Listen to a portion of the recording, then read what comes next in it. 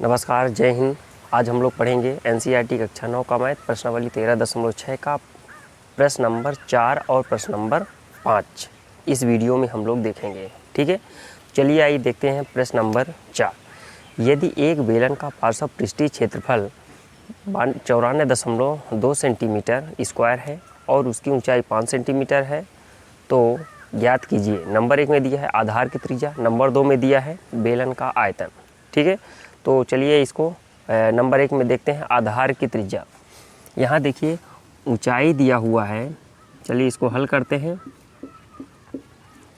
ऊंचाई दिया हुआ है 5 सेंटीमीटर। ठीक है, ऊंचाई दिया है 5 सेंटीमीटर। लेकिन पार्श्व पृष्ठीय क्षेत्रफल दिया है, पार्श्व पृष्ठीय क्षेत्रफल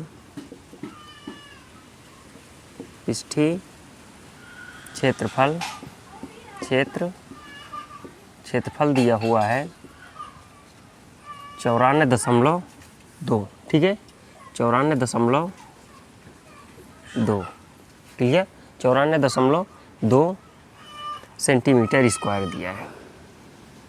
क्लियर, एक बार फिर से समझते हैं। ऊंचाई दिया है 5 सेंटीमीटर और इसका पृष्ठीय क्षेत्रफल यानी कि पार्श्व पृष्ठीय क्षेत्रफल, वक्र पृष्ठीय क्षेत्रफल दिया है 94.2 सेंटीमीटर स्क्वायर। ठीक है, हमें निकालना है आधार की त्रिज्या। ठीक है, तो पार्श्व यानी वक्र पृष्ठीय क्षेत्रफल का फार्मूला हो जाएगा 2 पाई आर एच। ठीक है, 2 पाई आर एच बराबर इज इक्वल टू 94.2। ठीक है, 94.2। अब क्या करेंगे, यानी इस फार्मूले में हम वैल्यू कुट कर देंगे। चलिए इसको कुट करके देख देते हैं।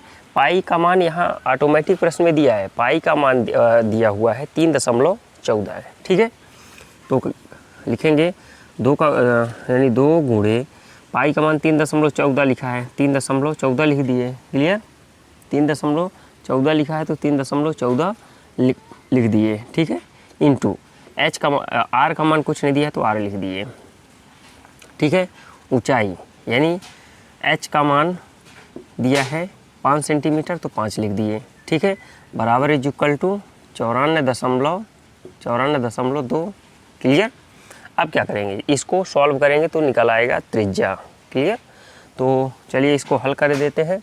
यहाँ पे दिया हुआ आर हमको निकालना है, आर की वैल्यू निकालना है। आर बराबर यहाँ पे क्या हो जाएगा, आर का बराबर क्या हो जाएगा, आर बराबर 94.2 बटे, अब जो 2 का गुणा 3.14 में करेंगे, जो आएगा उसका गुणा 5 में करेंगे। ठीक है, बराबर का चिन्ह लगा है तो जाहिर सी बात है इसमें बटे में चला जाएगा। ठीक है, इसका मतलब इसमें बटे में चला जाएगा तो आ जाएगा क्या, 2 का गुणा 5 में करेंगे। ठीक है, 2 का गुणा 5 में करें, 2 पंचा 10 और 10 का गुणा 31 यानी 3.14 में करेंगे तो आ जाएगा 31.4। क्लियर, अब इसको हल करेंगे तो 31 तिहाई 93 बचा 1 और 4 तिहाई 12, यानी कि जाहिर सी बात है ये 3 बार में कट जाएगा, बराबर इज इक्वल टू 3। क्लियर, तो यहाँ हो जाएगा आर बराबर is equal to 3 centimetre. Clear, R बराबर 3 सेंटीमीटर, यानी कि यहाँ पे निकल आया आधार की त्रिज्या हो गया 3 सेंटीमीटर। क्लियर, चलिए आइए देखते हैं प्रश्न नंबर 4 का दूसरे टाइप में दिया है बेलन का आयतन निकालने के लिए। ठीक है, पूछा गया है बेलन का आयतन क्या होगा, तो बेलन का आयतन यानी दूसरे टाइप में दिया हुआ है, दूसरे टाइप में बेलन का आयतन। ठीक है, यानी कि बेलन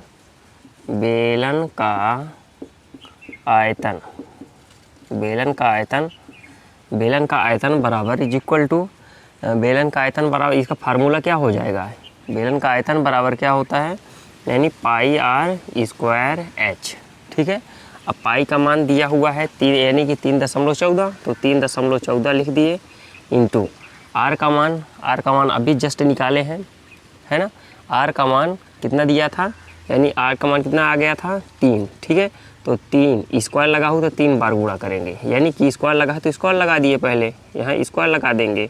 ठीक है, इंटू एच का मान कितना दिया हुआ है 5, एच का मान दिया है 5। क्लियर, अब क्या करेंगे, यानी कि 3.14 इंटू 12 यानी 3 का गुणा 2 बार करेंगे तो 3 त्रिकाई 9 गुणे 5। ठीक है, अब इसको हल करेंगे तो आंसर प्राप्त हो जाएगा। ठीक है, तो यानी 3.14 का गुणा 9 में करेंगे, फिर 5 में करेंगे, यानी कि 3.14 का गुणा 9 में करेंगे, फिर 5 में करेंगे। ठीक है, गुणा करेंगे तो आ जाएगा 141.3 बराबर is equal to 141.3 centimetre cube यानी घन सेंटीमीटर, यानी 141.3 घन सेंटीमीटर। क्लियर, यही हो जाएगा क्वेश्चन का आंसर। एक बार फिर से समझते हैं। बेलन का आयतन बराबर होता है पाई आर स्क्वायर एच। ठीक है, पाई का मान यहाँ ऑटोमेटिक दिया हुआ है 3.14। ठीक है, प्रश्न में ही दिया है 3.14, तो हम पाई के वैल्यू को हम लिख दिए 3.14 इंटू आर का मान दिया हुआ है 3।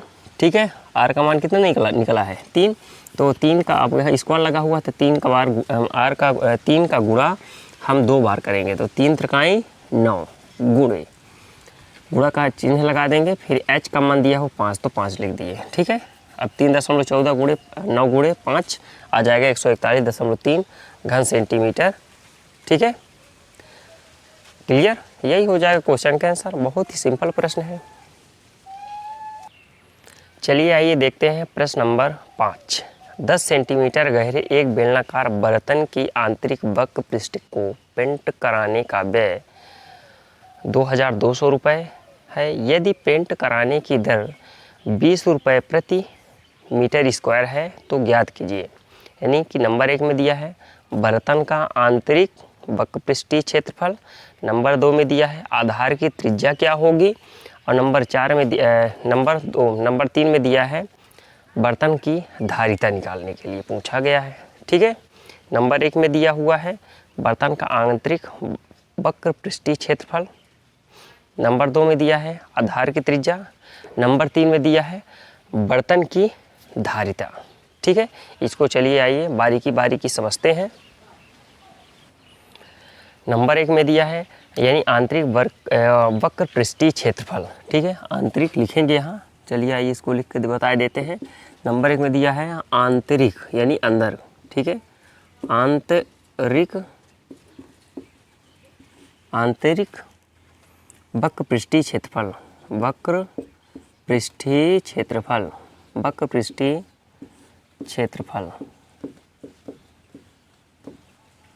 ठीक है, आंतरिक वक्रपृष्ठीय क्षेत्रफल बराबर यहाँ पेंट कराने का व्यय, पेंट कराने का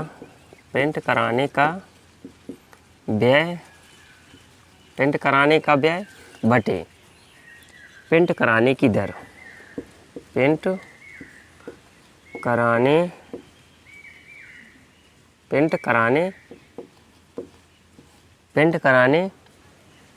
की दर।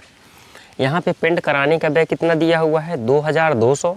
ठीक है, अब पेंट कराने की दर क्या दिया है 20। ठीक है, तो यहाँ लिखेंगे, चलिए इसको आगे हल कर देते हैं। पेंट कराने का व्यय दिया है 2200 यानी कि 2200। ठीक है, और व्यय कितना दिया हुआ है 20। क्लियर, 20 रुपये। क्लियर, तो 1 0 से 1 0 कैंसिल, 2 1 कम 2 और 11 दूनी 22 यानी आ गया 110।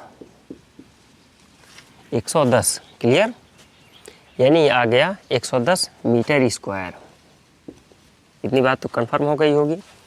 पेंट कराने का व्यय 2200 और पेंट कराने की दर 20 रुपये है, तो 20 में 2200 में हम 20 रुपये का भाग देंगे, यानी 20 का भाग देंगे तो आ जाएगा 110 मीटर स्क्वायर। क्लियर, बर्तन का वक्रपृष्ठीय क्षेत्रफल निकल आया, वक्रपृष्ठ निकल आया 110 मीटर स्क्वायर। ठीक है, अब हमें निकालना है त्रिज्या। ठीक है, तो बर्तन का वक्रपृष्ठ बराबर यहाँ लिखेंगे, दूसरे नंबर पर लिखेंगे बर्तन का वक्रपृष्ठ बराबर बर्तन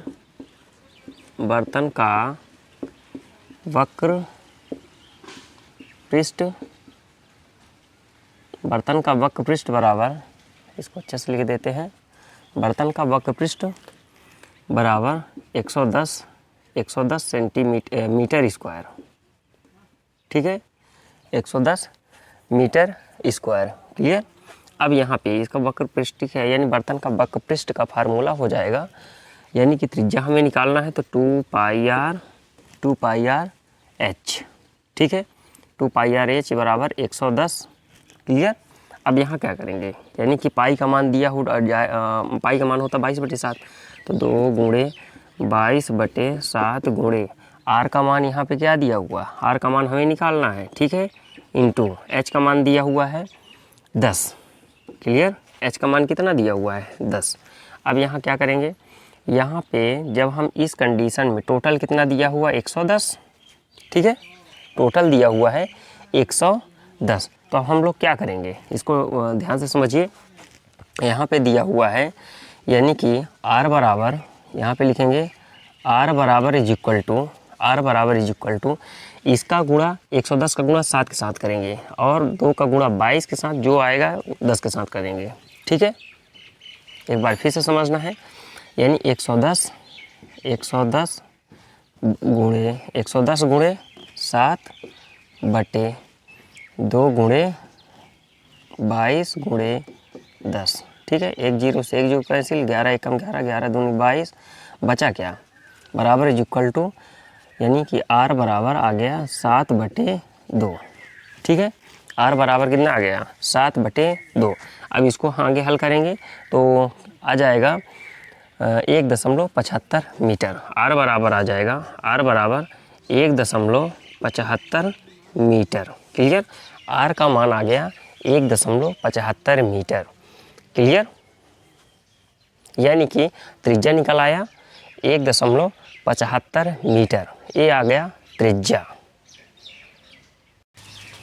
यही त्रिज्या आ गया, तो इसको आंसर लिख देंगे। ठीक है, यानी कि त्रिज्या निकालने के लिए पूछा, दूसरे नंबर में त्रिज्या निकालने के लिए पूछा, तो त्रिज्या बराबर, त्रिज्या को हम R से प्रदर्शित करते हैं, R बराबर 1.75 मीटर। ठीक है, अब अगले नंबर पे दिया है, यानी तीसरे नंबर पे बर्तन की धारिता।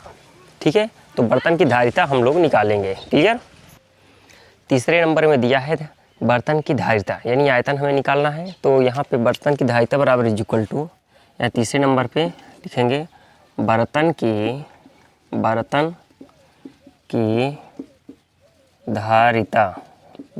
की धारिता, यानी आयतन का फार्मूला क्या हो जाएगा, पाई आर स्क्वायर एच। क्लियर। अब हम क्या करेंगे, यानी कि इसी फार्मूले में वैल्यू को पुट कर देंगे। ठीक है, तो यहाँ हो जाएगा बराबर इज इक्वल टू, पाई का मान 22/7, तो 22/7 इंटू R का मान यहाँ पे क्या निकला है 1.75। ठीक है, मीटर, तो यहाँ लिखेंगे 1.75 मीटर। स्क्वायर लगा हुआ है, इसका मतलब 2 बार गुणा करेंगे 1.75। ठीक है, इंटू H का मान क्या दिया हुआ है 10, तो यहाँ 10 लिख दिए। क्लियर। यानी कि ऊंचाई दिया है 10, यानी पाई का मान 22/7 इंटू R का मान दिया है 1.75, स्क्वायर लगा है तो 2 बार 1.75 लिखेंगे। ऊंचाई दिया है 10 सेंटीमीटर, तो 10 सेंटीमीटर लिख दिए। ठीक है, अब हम लोग क्या करेंगे, यानी कि 22 का गुणा 1.75 गुणे 1.75 गुणे 10 करेंगे और 7 का भाग लगा देंगे, आंसर प्राप्त हो जाएगा। क्लियर। यहाँ पे जब हम 22/7 इंटू 1.75 इंटू 1.75 इंटू 10, तो इसको जब हम सॉल्व करेंगे तो आ जाएगा 96 यहाँ लिखेंगे 96.25। ठीक है, 96.25 मीटर क्यूब। ठीक है, यहाँ पे आ जाएगा 96.25 मीटर क्यूब। यही हो जाएगा क्वेश्चन का आंसर। ये फाइनल हो गया, ये क्वेश्चन का आंसर पहले नंबर में पूछा हुआ है बर्तन का वक्र पृष्ठीय क्षेत्रफल, दूसरे नंबर में पूछा है आधार की त्रिज्या, और तीसरे नंबर में पूछ दिया है बर्तन की धारिता। क्लियर। तो ये बहुत ही नॉर्मल प्रश्न है। अगर हमारी वीडियो आपको अच्छी लगती है तो लाइक करिए, शेयर करिए और सब्सक्राइब जरूर करिए। धन्यवाद।